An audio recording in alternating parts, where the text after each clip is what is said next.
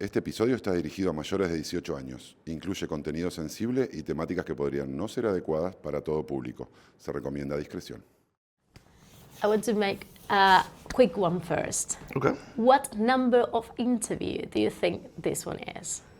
1. Come on. Today? This is 1. Not today. In your life. No, in my life. 1,752. Oh my God, that's crazy. Yeah. What a number. There's been a lot of interviews. I can imagine, yeah. Yeah, it's every stop you go on. There's usually, at least one, if not multiple. I will say, under my former employer, there's a lot more interviews. Working with ACR, they don't require or ask to do as many interviews. It's much more. You come out, you play, you get on live streams, and you show up super early in the morning, and they put you in the basement and throw you into an interview. But That's horrible. What time is it now? where, here or at home? It's 7 a.m. at home. That's crazy. I'm so sorry, but I'm very glad you're here. Thank you I so couldn't be much. happier to be here. As I told you off camera, this is the dream of mine, is to be up here and sitting in Punta del Este and talking with you at 10 in the morning. Excellent. Chris, I have to ask if you believe in destiny, because you have a very special last name. I don't know if you call it destiny, but I believe in something. I'm not a religious person, but I believe things happen for a reason. I believe that, honestly, I believe with positive thinking that, I guess it's almost like the book or the movie The Secret. Like if you can manifest good things. So if you're a positive person and you really work and you really, strive towards a goal, you can attain that goal. So, I believe that, if you really want something, then you can set your mind for it and you can get it. Do you think that's why your story is what it is? No, I just think everybody's really bad at poker. No, God, you could edit this to a fun interview. Anyways, no.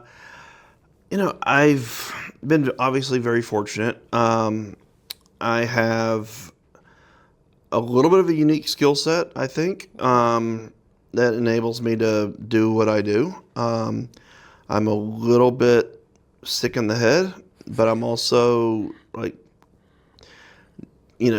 balanced enough that I can respect money and I can respect things, but also not. And then I'm just very good at reading people and situations and kind of getting a feel for just what's going on around me. And obviously these are all very good assets when it comes to poker. It doesn't really apply much to anything else in life.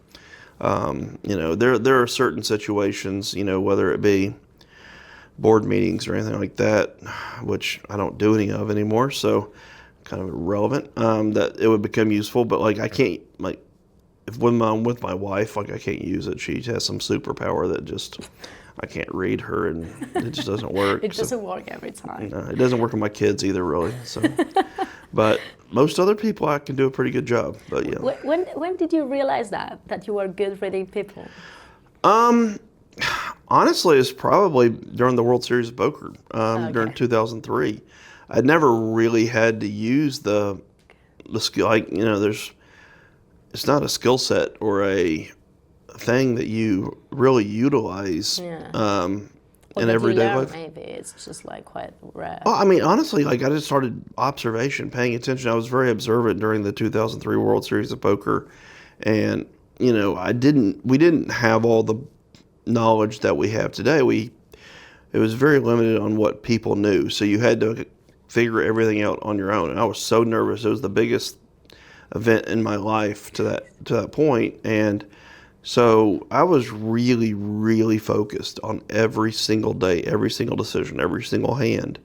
And, tells, or whatever you want to call it, is not rocket science. It's just simple observation. So I would just watch people, and I could get a feel for when someone didn't have anything or when someone had something.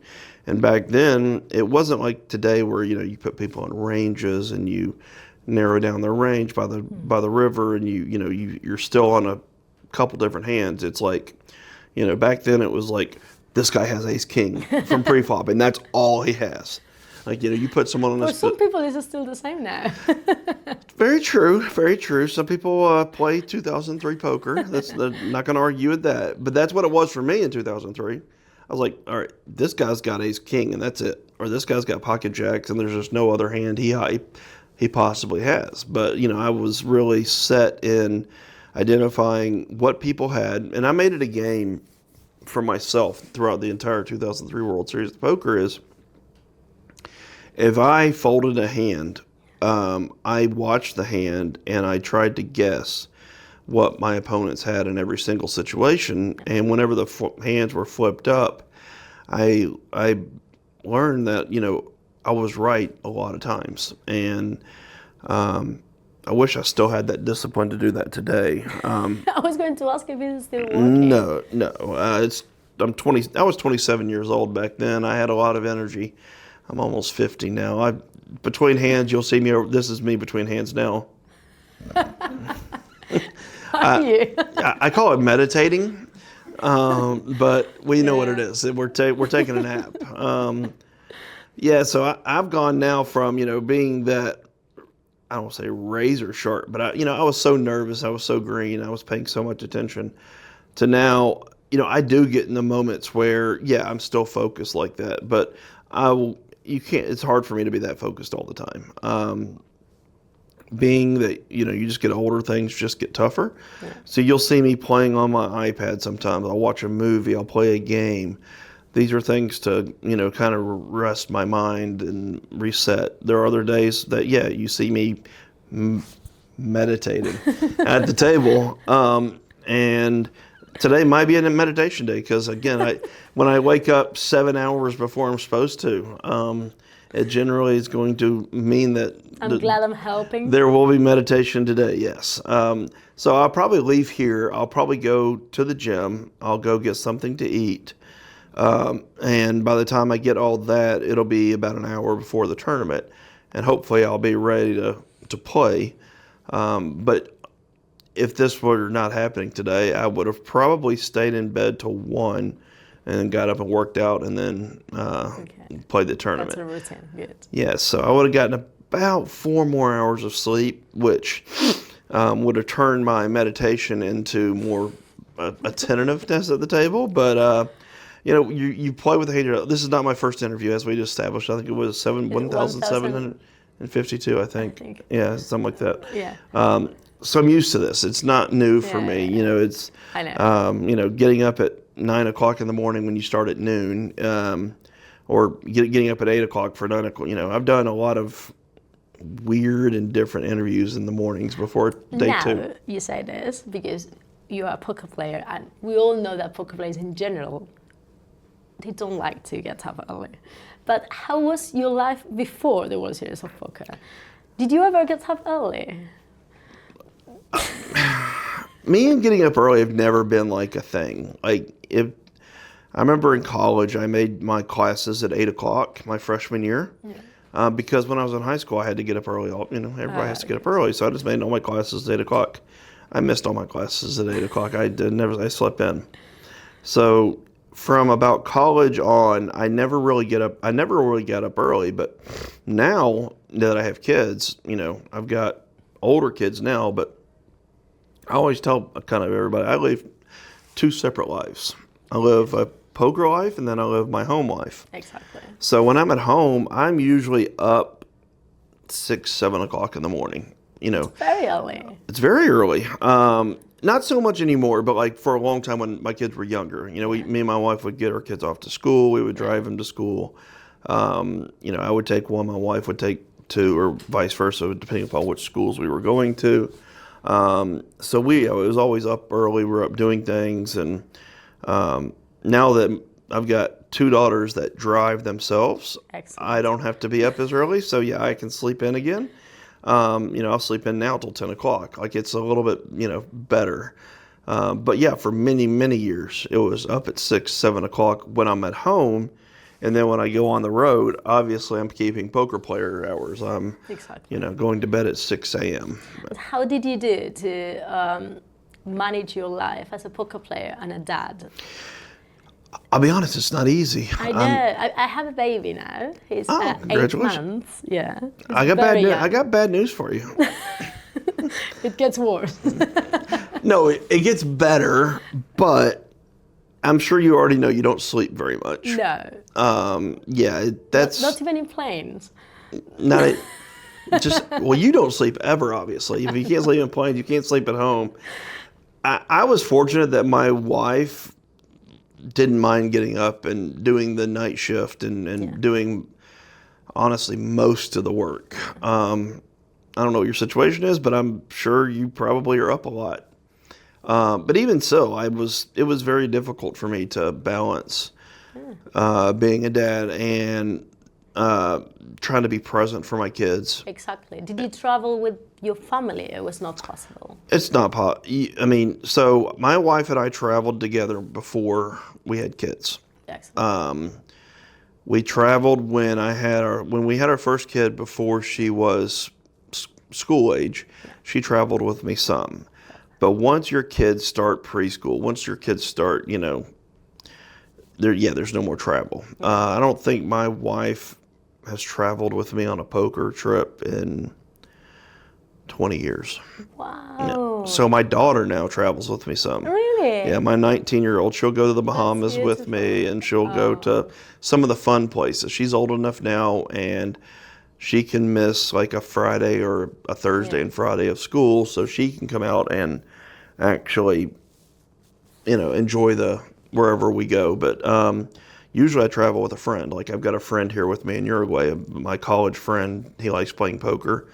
He'll go on the trip with me. But but for a very long time, you try to, back in the day, I traveled a lot. 50% of the time I was probably on the road, which is a lot when you have kids. So, you're getting pulled in a lot of different directions between doing the 1 or 2 interviews that you have to do, playing the poker, and then, trying to keep up with, hey, what's going on with school, what's going on, how are grades, just life in general.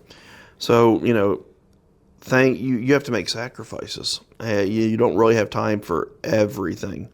So one of the big sacrifices I made personally was I just didn't study poker. Like I just never worked on my game. There were so many other things going on that I would say from 2005 to probably 2015 almost, for like 10 years. Wow.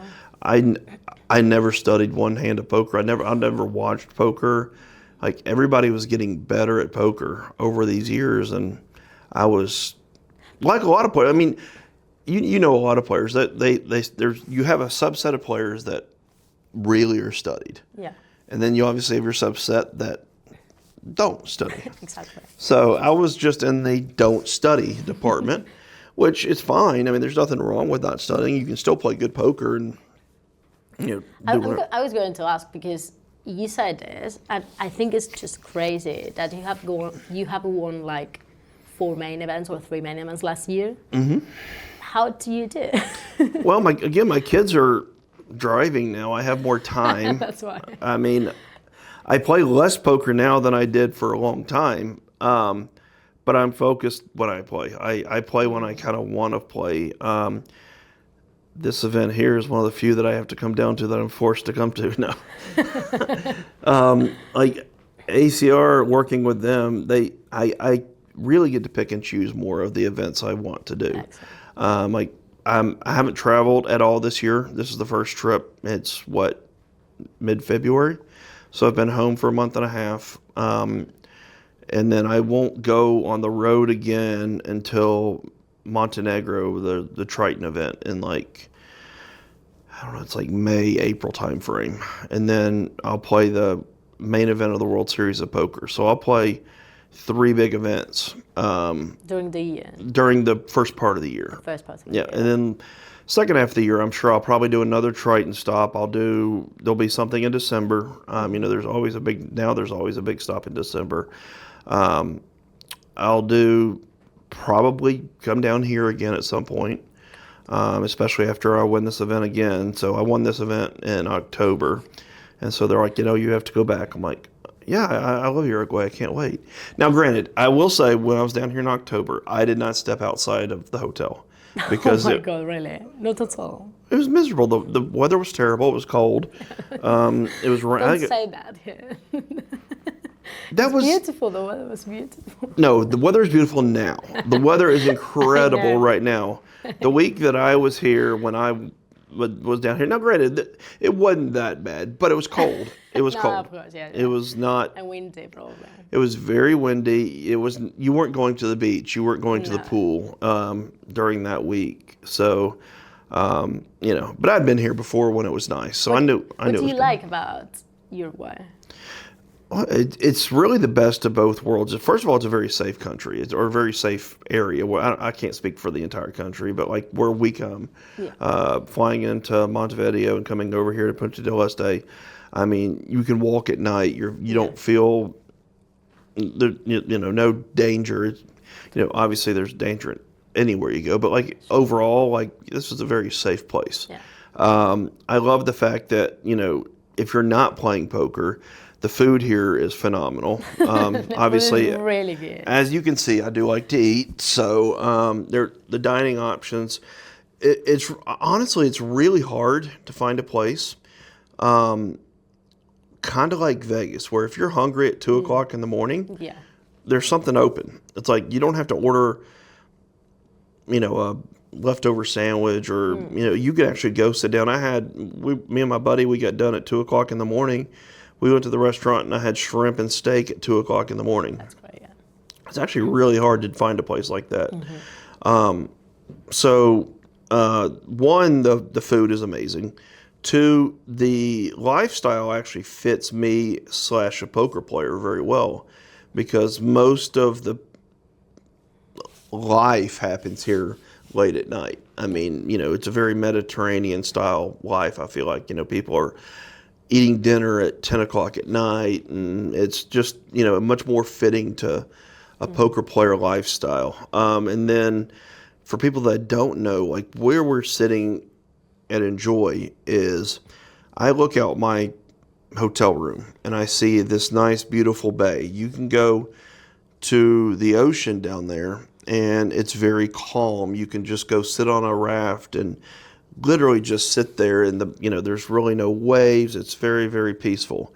But if you like the waves, you like the surfing and the rough seas, well, all you got to do is literally just walk essentially to the other side of the peninsula, and you're on the Atlantic Ocean side. Playa Brava y Playa Mansa.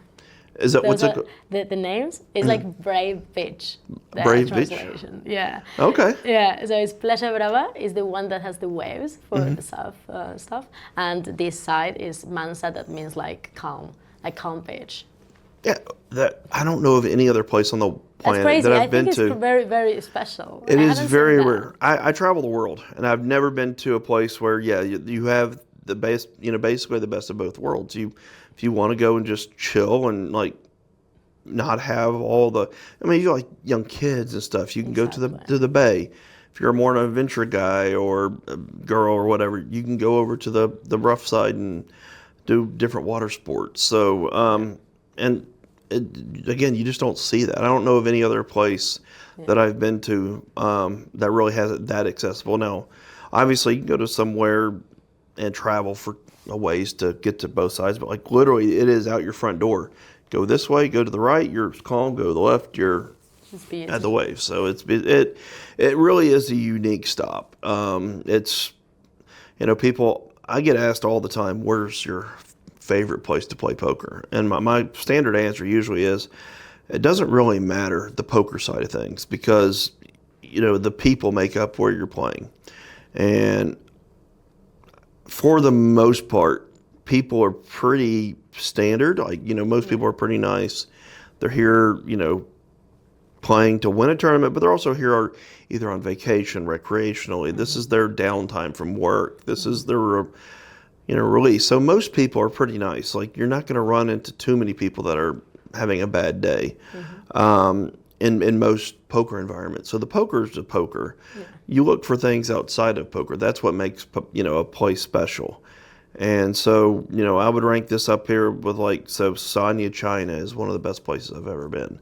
Down here, I love, this place, the Bahamas, the places that when you're bust, you can go out and you can do things. And, I don't generally bust, but when you do bust, you have something to do. Exactly. Yeah. Well, you are from the US. What are the biggest difference you feel between that part of the world, north of America, and the south of America? I mean, it's two different worlds between North America and South America. I mean, it's completely different. Very different. I would say the biggest, most glaring thing to me is the food. I mean, the food is so good, I have to say. You're completely right. I feel the same when I go to the US. It's amazing. I mean, obviously, I'm a big guy. I like food, but yeah, when you come down here, the food is just absolutely amazing. Can you name 3 things that you love about food? Like what dishes or things, especially? I mean, I'm a steak and potato guy. I like pasta. I like shrimp, seafood. It would be easier for me to name things I don't like. So yeah, I don't like tofu. I don't like. I'm not a vegan. Very special. Yeah. So I'm very open to trying new things when it comes to food. That's again kind of why I fit. I'm a bigger guy because I do try to monitor my food intake, but it's really hard when you're on the road and you're trying to travel and then play and then it's really tough. Consume calories. Like once we get here, I'm glad. People don't believe I go to the gym, but I go to the gym quite often. It's really difficult to have some kind of consistency. Again, I'm. Here we'll be playing till, I don't even know, I've played till 6 in the morning the last, or 2 nights prior to this. Last night I went to bed early because I got a message that I had to come here and be here at the crack of dawn. So I did go to bed last night pretty early. Well, I had to talk for everyone, and I have to say that you probably changed our lives, and we are all here probably because of you. And that is crazy. How do you live with that fact? Because you changed poker history without wanting, conscious. You really don't think about it, honestly. You really don't. I mean, obviously, when you get asked the question in an interview, or most of the time, the only time I ever think about is like when I go to the WSOP, because it's so in your face. Exactly. But when I come here, or I go most other places, I'm like everybody else. I'm just playing poker. But I will say, it is kind of crazy. So most people, almost all players, don't realize what it was like before I won. These tournaments didn't exist. There was nowhere to play poker. You couldn't go to your local tournament and play poker, much less play a tournament. I didn't play a poker tournament after I won the main event for 7 months because there were no tournaments being played. I had to go to out to California and play Bay 101 in February the next year just to find a tournament to play. It was so random that tournaments were being held. And people take it for granted what we have now, that you literally every day can go find a multitude of tournaments around the world. Exactly. And that was just not the case. You couldn't find a tournament anywhere in the world. So, I see the change, and, unless you're my age and you played before me, you have no clue how different this sport was or this game was. So when people say, you changed all that, and I don't even think people grasp the understanding of where we were to where we are now. I physically couldn't go to a casino and play no limit hold'em. They didn't spread no limit hold'em. They played limit hold'em, or they played stud, or they played. There was a pot Omaha game where I lived. It was very, very rare. You never saw that game, but yeah, it's crazy how over the last 20 years, it actually all happened pretty quickly, pretty early on. It was, yeah. But still to this day, like there's poker everywhere in the entire world. Like it's really crazy when you think about how many offerings there are today compared to back in the day, and how everybody owes it to me. No, I'm kidding. No, it's wild when you think about it. And again, but I don't really ever think about it. It's not something that obviously comes up in everyday conversation, or and I've been living this life now for 20 some odd years, so of course it's like natural. But how was like to become famous from one day to another? I mean, you personally, you're very social. I can see you, but you're very social. But now, yeah, exactly. It's like, how was that before it? Well, so like poker's changed a lot in 20 years. So have I. I remember, I was the social equivalent of a caterpillar, I guess.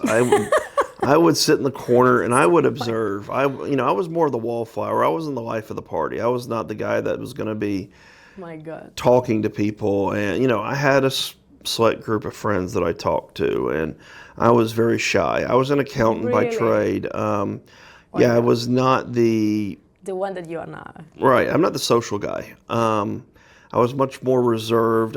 I won the World Series, and they wanted me to go and do talk shows and do interviews.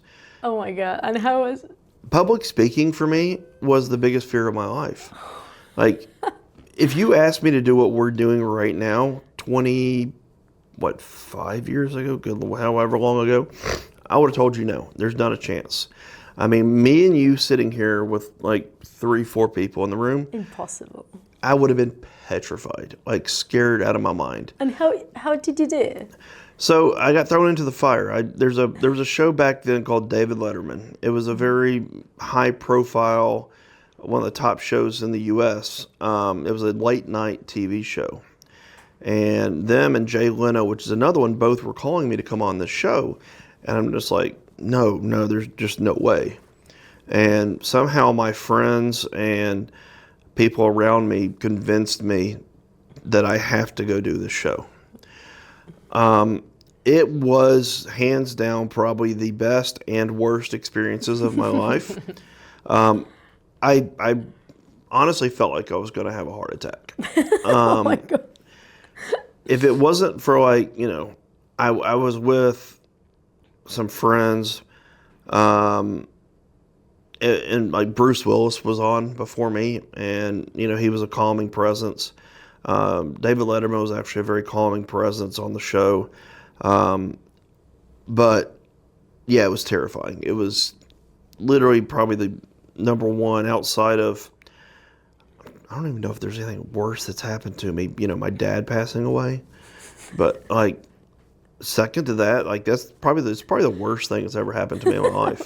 So do you think that was like proof, and after that you became more social, or no? I mean, that helped.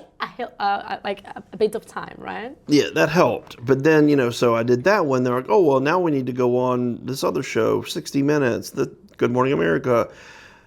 Then you just start doing them, and you're just like, you know what, whatever, just. I have to.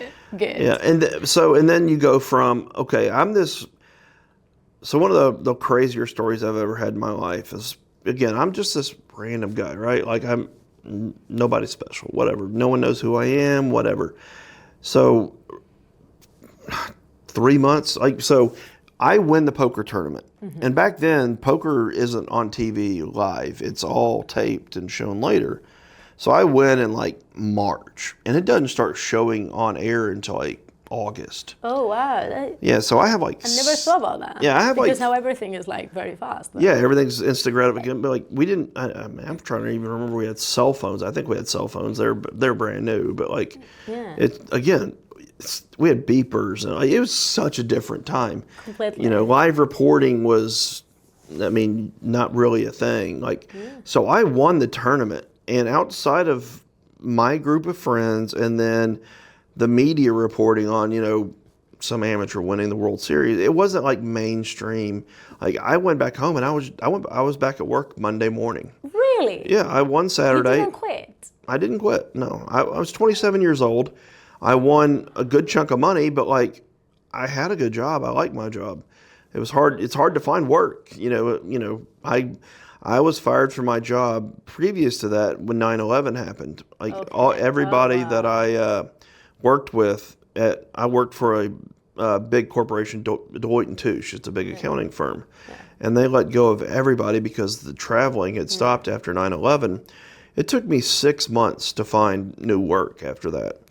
Consequently, that's where I started playing poker, is because I was playing a lot of online poker during that time, supporting myself while I was looking for a job. But yeah, I wasn't going to quit my job because it was hard to find a job that paid well, and which is funny because it didn't pay well at all. But like, to me back then, I thought it was, a lot of money. So yeah, I was back at work Monday morning and... and no one, it was like everything was in a tape and just your friends knew about it. Everybody I worked with knew about it, all my friends. Like there was probably 30 people that was immediately around me that knew. But everybody else in the world was oblivious. So I'm walking around, everything's just normal. Short of now, I did go on the big talk shows and stuff. But even then, you see me in public, I'm not like, I don't know, like a Shaquille O'Neal or something where I stand out. Like people come up to me all the time, or they used to a lot. They don't do it as much anymore. They're like, I know you from somewhere. Where do I know you from? Because people would see me on TV, they would see me doing the interview, and they would recognize, but they wouldn't know where from. I'm just a normal-looking guy. How much time did you work? I worked for 8 months. That's I'm surprised. That's not a lot. Yeah, I quit. So my next tournament I played was the WPT in California, and I got second. Yeah. So that was straight after. Yeah, right? well, like a year. It was within the same year, but it was a long period of time before. Obviously, 8 months, in living life or whatever, it's a very long time. Right. But after I got second, I showed back up, back home again. I went back into work, and the one guy that I worked for a restaurant group. I walked into the office, and he goes, if you don't quit, I'm going to fire you. I'm like... I like that guy. I'm like, what? He was like, you're wasting your time working for me. You have a ability to play poker for whatever reason. Exactly. Like, you need to go play poker. So I was like, all right, well, give me, a couple months. I'll find someone to replace, train them, get them ready. And after about 2 months of, finding a person, I found like some 90-year-old guy. It was the guy that came in to replace me, trained him a little bit, and I was gone. I started, that was the biggest fear for me, is not to have the security of a job. I never wanted to be a poker player. I never wanted to be, back then you measured success, at least I measured success by, putting on a suit and tie and going to work and reading the Wall Street Journal, and like that was always the kind of picture of success back, no one reads newspapers anymore. I don't even know if the Wall Street Journal even exists anymore, but so quitting all that world that I had spent, I went to school for 7 years to be an accountant, and just to throw all of that away and become a degenerate poker player, that was a big change. Wow, I'm surprised. So you quit your job, and then you started to be a full-time poker player. Yep, quit my job, and I wasn't even really a poker player. I was more of a quote-unquote ambassador. I was, the reason I quit my job, one, I got second, but two, I was starting to get opportunities to show up and make appearances. And this is really, so my first appearance is really what shook me, and by this point, it had shown on TV, and I had become Chris Moneymaker. I wasn't, this random wallflower. Everybody knew who I was. It was a very weird time for me. But I show up at this, my first appearance I've ever been to ever. I think it was in Des Moines, Iowa or something. It was a really offshoot random place. And I walk in the door. They send a car for me. I walk in the door and I meet the GM of this place. And they're like, so there's this lady that's been here for like hours waiting to meet you. And I just want to prepare you. Like, she is a super fan. I don't know what this even means at this point. Like, you know, again, this is all new to me, right? Yeah. So they have a little area set up for me to do this little meet and greet. And I'm walking up to this meet and greet, and I see this lady. This lady has gone out and made a shirt with my face on it. God. That's a lot. She sees me. She starts shaking, like visibly shaking. And she has to go sit down because she is so nervous that she sees me. I'm like, what's going on? What like, are you doing? I'm a human being. I'm literally thinking this has to be a joke, like, right? This is not really real life. But no, this lady was, dude, I played in a poker tournament. Like, I didn't have fans like that. That's not a thing. I'm just a normal guy. But first time this lady was like 60 years old or something. It was crazy. Oh my God. So that's when I realized, like, okay, there's something going on that I'm not an idiot, but like I didn't realize that poker was about to do what it did. I showed up to the 2003 World Series of Poker, and it was held at the Horseshoe in Binions, and it was not a thing. Like, there were people there, whatever, but wasn't a whole lot of media, wasn't a whole lot of people. I mean, there was 839 people in this casino, which is a lot for the casino, but it really wasn't that big a deal. I showed back up the next year. There were 2,500 people in this small little casino.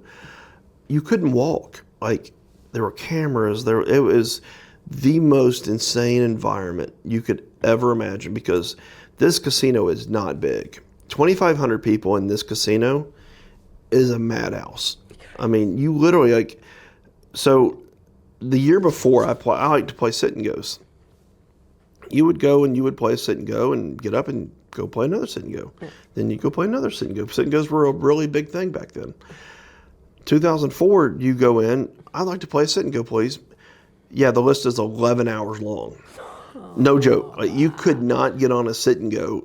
You played one sit and go a day if you were lucky because the list was miles long and they didn't have anywhere to put people. So I go to play day 1A, or there was no day 1A, day 1 of the main event in 2004. I'm the defending champion. Like, I'm coming in and there's supposed to be, a royalty seat for me, whatever, I'm walking in. First of all, I'm fighting through a sea of people trying to get to where I'm supposed to sit.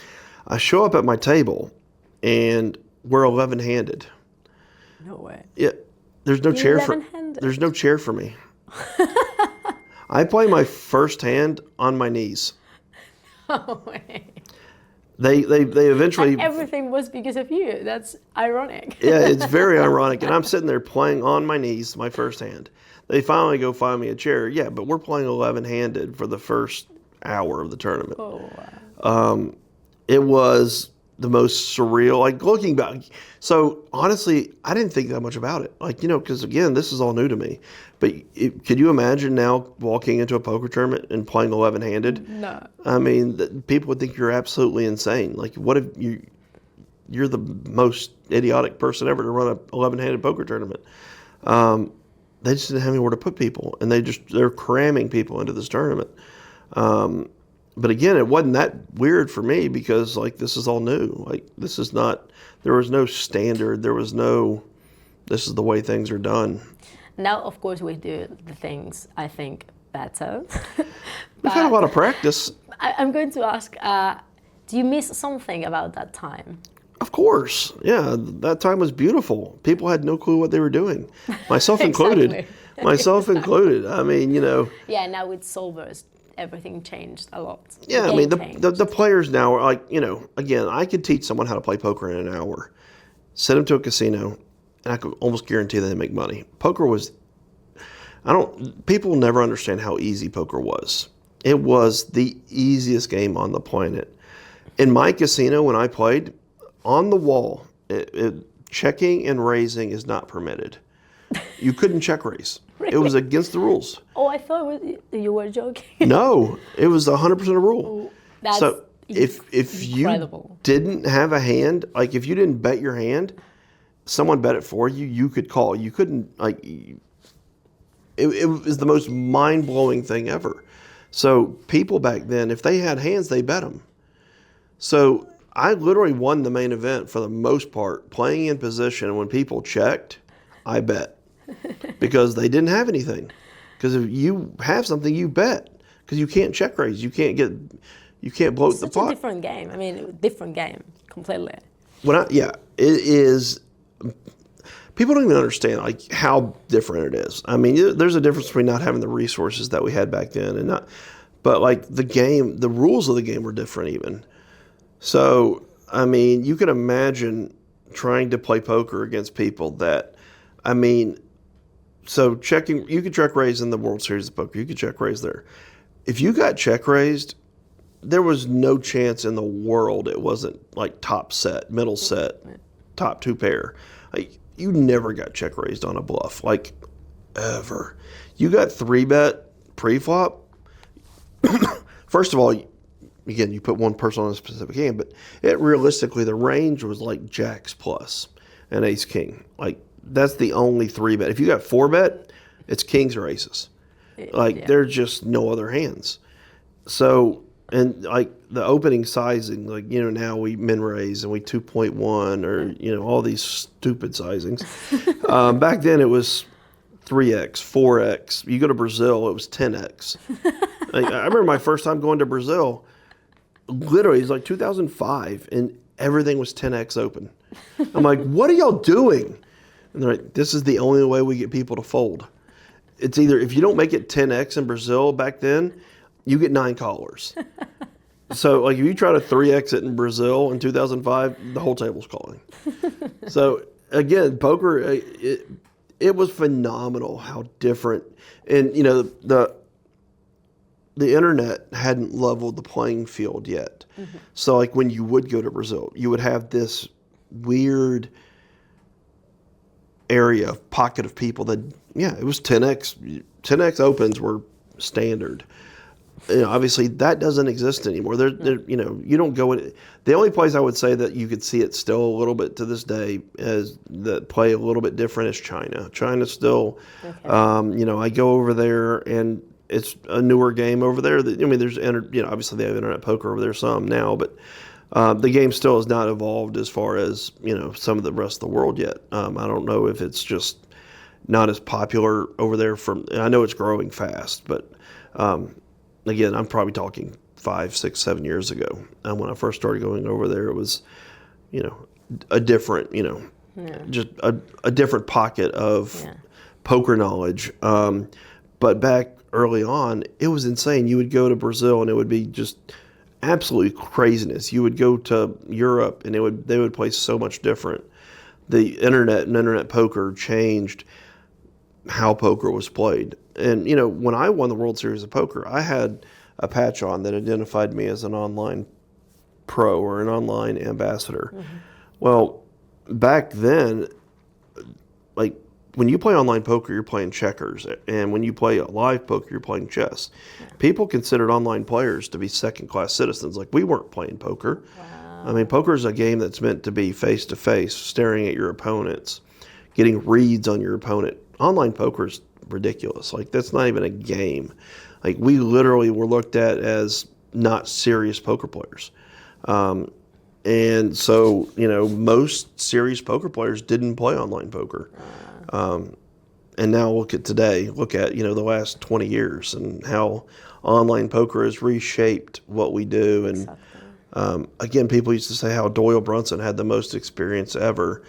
But, you know, now an 18-year-old kid can have more experience than Doyle got in his entire life in 6 months because of the number of hands he gets to play and the number of resources that he has available to learn the game.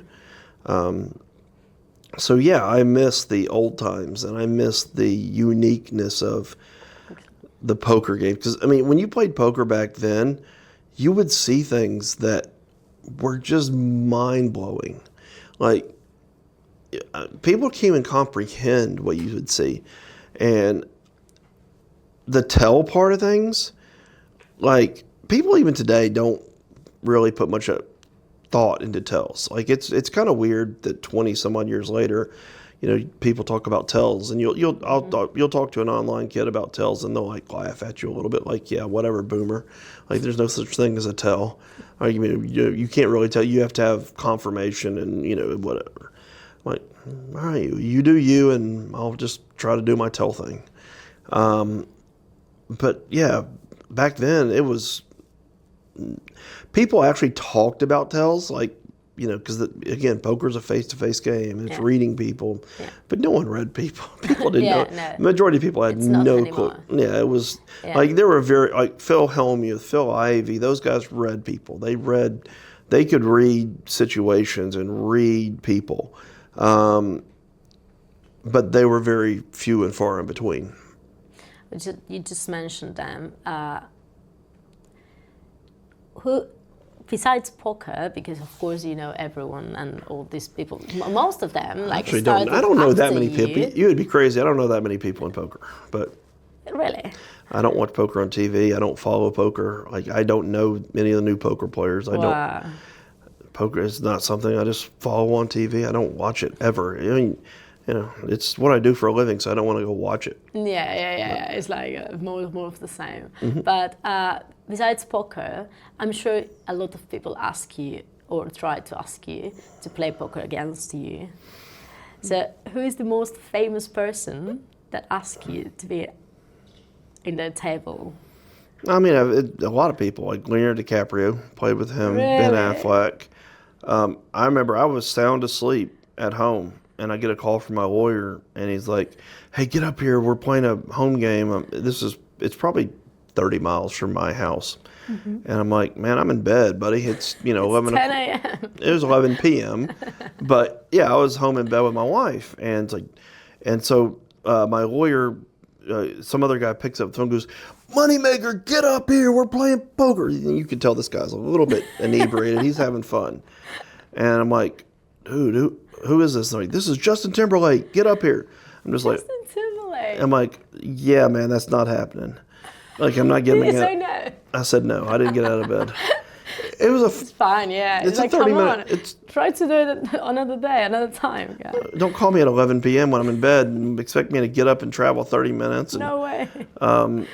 So yeah, I mean, yeah, there's definitely been a lot of, I'm staying at a Hollywood party. One of the most surreal experiences, I'm staying at a Hollywood party long time ago, and some guy comes up, puts his hands on my shoulder and goes, "Dude, I'm a huge fan." I turn around and it was Leonardo DiCaprio. I'm like, what world am I living in right now? Like, this is the most, the stupidest thing, Oh, wow. Yeah, it's very, very, very weird.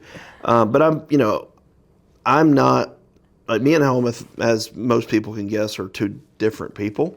Like, celebrity for me doesn't do a whole lot. Like, it's cool, whatever. Like, I would do it for my kids. Like, I want to meet, Messi or some of these guys for my kids. I don't know. I've never been the guy that really cared that much. It's cool to sit here and be like Justin Timberlake or Leonardo DiCaprio, but like, I played with them, and they're just normal guys. Like, I played with Kevin Hart. I mean, they're just normal guys. Like, Exactly. it's not a big deal.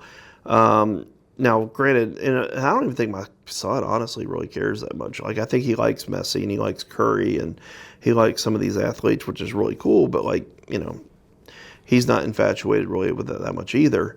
Phil kind of leans into it and, looks for the Tiger Woods, Steph Currys and stuff, and really likes to be in that world, and that's great. I mean, to each their own. It's just something that I've never really, if I meet a celebrity, I'm not going to go on Twitter and immediately, take his picture and post it and be like, hanging here with XYZ. Your personality is you're like very simple. You're a person that's very authentic, very chill. Did she just insult? She insulted me. You're a very simple man. No, you said you're a very simple man. All right, that's fine. Yeah. Maybe it's like I'm Forrest Gump. The Is that what language you're- barrier. Yeah, No, I'm no. for. I like a box of chocolates. I'm a very simple man. Very chill. Let's very chill. No, I'll be simple's fine. I can go simple. Yeah. So what do you like the most about being Chris Moneymaker? The If it's freedom. not like, yeah. No, the freedom. Providing for my family. Letting them have the life that they want, desire, whatever you want to say. I do enjoy the game. We play at 3:00 today. I'm excited to play. Like I just like playing poker. I mean, I will say day one of a poker tournament is pretty terrible. It's pretty boring. Yeah, it's very boring. You're not playing for anything. Like day two, today gets fun for me. Like I start to get excited. You can actually start accumulating chips. People ask, do I get nervous? Like, is it something where I've never really gotten nervous playing poker. Like we're playing, I'm not fighting somebody. It's like I wrestled, I boxed, I did physical contact sports. That's where you get nervous. Yeah. When you go fight somebody, you get nervous. We're playing cards. Like, we're having fun. That's a good mindset, because some people feel that they are fighting. People get nervous. People, great, you're playing for a lot of money. There's a lot of things at stake, but this is supposed to be fun. Like, you're supposed to be enjoying yourself. I wake up on day 2s, day 3s, day 4s, whatever, and I'm pumped. I can't wait to play. Yeah. I mean, I can't wait for 3:00 to get here. I get to start accumulating chips and building a chip stack, and that's fun to me. I get, day one, it's all about, I'm just going to try to survive, and today I get to go out and play mental traps and do different things and figure out, who's trying to be scared and who's trying to build chips, and actually get to play poker, and this is fun for me. Like I wake up juiced up in the morning, even though it is way too early. I still get up and I'm excited to play today. It's like this is what's fun to me. That's beautiful, and it's really hard because you have been playing poker for a while and having the same excitement. It's very special. Well, you balance it. So if I did what, I don't know, pick a poker player, Phil Hellmuth, for example, does during the World Series. He will go and he will play every event during the World Series of poker. I would probably slit my wrist, jump off a building. I would be miserable. Like, I can't play that much poker. Yeah. Like, it would wear me out so much. Like, I like playing poker because I go through long periods of time where I don't play poker. I play poker kind of like a recreational player when I choose to play for the most part. Now, granted, I'm down here with ACR. They said, no, you're coming here no matter what, and they put me in a straitjacket and flew me down here. Terrible. But, yeah, it was brutal. But overall, I get to choose where I want to go, when I want to play. If I'm in the mood to play, I play. If I'm not, I don't. Excellent. I played a $400 tournament yesterday because I bagged the main event and I wanted to play poker. I could have gone to the beach. It was overcast yesterday, so I played poker. I might have woken up yesterday and decided I wanted to lay in bed all day and not do a dang thing, watch movies and hang out. That's great. And that's what I would do. The freedom to be able to make those choices. And, that's what to me is, one, why I like who I am, and two, why I think I enjoy poker so much, because, I do have the freedom to not play if I don't want to. And now I get it. There's a lot of poker players out there. If they don't play, they don't make money. That they have to play to provide. Mm-hmm. And it's a tough life. I mean, this game is tough. This game is not easy. And if you're trying to provide for yourself or your family through this game, I just don't know if I could ever do that. I would never want my kids to be professional poker players and try to make a living at this game. If I didn't have the opportunities, the sponsorships, the freedom to do what I do, I probably wouldn't do what I do. I have a degree. I could go back and be an accountant or do other things. Again, I went through a spell where I didn't study poker very much. I didn't have the success that I wanted. During those times, if I didn't have the resources behind me, I may not have continued to play poker. But since I did, I was able to I guess, weather the storm, survive, whatever you want to call it, and get to a point where, yeah, I'm studied the game and I'm better, and, you know, I'm more confident when I'm sitting down and playing with these young guys that study nonstop. Like, I know what their ranges are, what they're doing, what the solver says, and, you know, how to best counteract that. I mean, there were times I played back in the day and someone would do something and I'd be like, why? You know, why would you do that? But again, you play with so many people that, you know, someone will do something and the uneducated player will be like, what a dumb play. Like, no, he did that for a reason. Like, you know, you didn't question why he did it. You just thought he was a stupid player. Yeah. But it may only look stupid in a vacuum, but in a game tree / meta / whatever you want to call it, he did it for a reason. Of course. And a lot of people still to this day don't understand that, which is what makes poker so great. Well, now you have to go to play at 3, day 2. Yep. Who you would not like to see at your table? You can mention especially South American players, but you can say anyone. No, I mean, I'll be honest, there's nobody. I mean, if I had to honestly say someone I don't want to see at my table, it's my buddy that I travel with, Bruce. One, I just don't want to bust him. Two, I want him to do well in the tournament. I don't like playing at the same table with him. I don't want to say I soft play him, but like if I have a value spot, I generally won't go for it against him as often. And it's not because, again, I'm soft playing. Justin Timberlake always. What's that? Yeah, no, it's not. That was my wife. So if I had to say anybody, it would be him. But honestly, there's nobody. I could care less who I play with. Like, again, we're not fighting. So, I mean, you know, if it's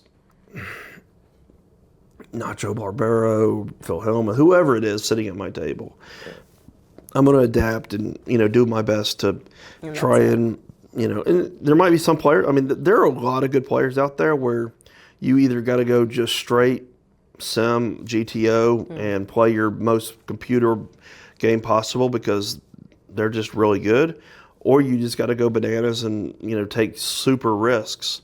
You know, but like in a tournament like this where there are so many people willing to give you chips that will just make mistakes and do things, you know, you generally want to avoid, you know, getting into confrontations with the really good players. So, but it is, you know, it's kind of interesting, the dynamic, as, I mean, I'm sure you're aware when you sit at the table, is you'll see another really good player and you never, nothing's ever said, nothing's ever, but like you instinctively just don't try to play pots against that player unless you have something. Yeah, that's true. You don't try to bloat pots against that player. You call a lot more. You know, you're looking. You know, you're trying to take advantage. More afraid at the end. Yeah. Well, you're just trying to take advantage of the other players. I mean, it's just simple, you know, strategy. But you know, you can definitely see it when the other players. You'll be sitting at the table and it's like, yeah, you know, I played with this really good player all day. I mean, I was down here in Uruguay and last year, and the guy that got second to me in the tournament, I don't even know his name, but he was a really good player. Like, he played really, really well. And we played on the same table for like 3 days. Wow. I don't think we played a hand against each other for 3 days. Like, it was crazy. He was on the far side of the table from me. I would raise, he would fold. He would raise me, I would fold. Like, we just really never got tangled up until we got heads up. I mean, even on the final table, like, we just didn't really battle that much. It was kind of weird. Like, you know, obviously there was nothing spoken, nothing said, but, you know, I really didn't want to. He had a lot of chips. I had a lot of chips for most of the time. I just didn't really want to get involved with him too much. I felt like there were better spots, better opportunities. He wasn't giving off any information. He was playing a really solid game. I just didn't want that headache in my life. So, and it kind of felt like he was kind of the same way. Whether that was his thought process or not, I don't know. You know, some people see me and they want to attack me. Some people see me and they want to stay out of my way. That's the good thing about being me, is I can pretty much identify really quickly who has crazy eyes and who doesn't. So that's good. Yep. Very smart. No, it's true completely. Well, if you I'm going to ask you. I got a question for you. Being a good. female, Yeah. do you find that a lot of people, because people play polarized against me. They either again try to attack me or stay out of my way. I would find as a female player that you probably get a lot of the same thing. People either attack you or stay out of your way. I think that happened to me a lot at the beginning because I was not like, well, I'm not famous in terms of like I'm always creating content. I'm more a content creator than a poker player. Which is really famous, by the way. Which is a really big niche, but go ahead. And at the beginning, I think it happened to me a lot because I was not really playing and people didn't know me well. But now they know me. So like most of like the people that I see here, they know me already. So it's not like the standard like, how can I say, situation with a female poker player, you know. But yeah, at the beginning for sure, it's always like that. So they play you more ABC now, they're more straightforward? They want to play against me more, because they want to just bust me. Excellent. They just want to bust me. They want to bust me too, by the way. Everyone. But yeah. Chris, I have a last one. Okay. Last one. If you could tell something to yourself when you were 27. Buy Bitcoin. More. We're done. That's a really good advice. Something else? Buy more Bitcoin. Excellent. That's excellent. What other advice would you give I actually watched a movie on the way here called My Old Ass. And this girl, like the premise is she did drugs and in her state she met her 39-year-old self. She was 18, she met her 39-year-old self. And her 39-year-old self was such a bitch, she didn't help her like do anything good. Like it was a story, you stay away from this guy because he dies. I'm like, what? No. Help the chick out. Tell her to buy Apple, buy Bitcoin, help her do something. Yeah, she didn't help her at all. It was the worst movie ever. Terrible movie. That's a very good advice. No, there's always things you can go back and tell your younger self to do. I would say that I'm very happy in my life. Part of life is making your own mistakes, and again, if I would go back and said buy Bitcoin or do all this stuff. If I had all the money in the world, like maybe we're not sitting here having a conversation about how much I love poker and how much I love playing poker, and I'm sitting on a yacht in the Mediterranean Sea doing nothing with my life, and I'm bored out of my mind. I've tried the retired life. It's not what it's it's not that fun. You get bored. So, honestly, I don't know if I would really change much in my life as it is now. So, as much as I would want to go back and give myself good advice, part of the fun of life is just not knowing what tomorrow brings, and, you try to figure it out. So, as much... Now, granted, I would go back and tell myself to buy Bitcoin, but, overall, yes. Honestly, I wouldn't really give myself much advice on a personal standpoint too much.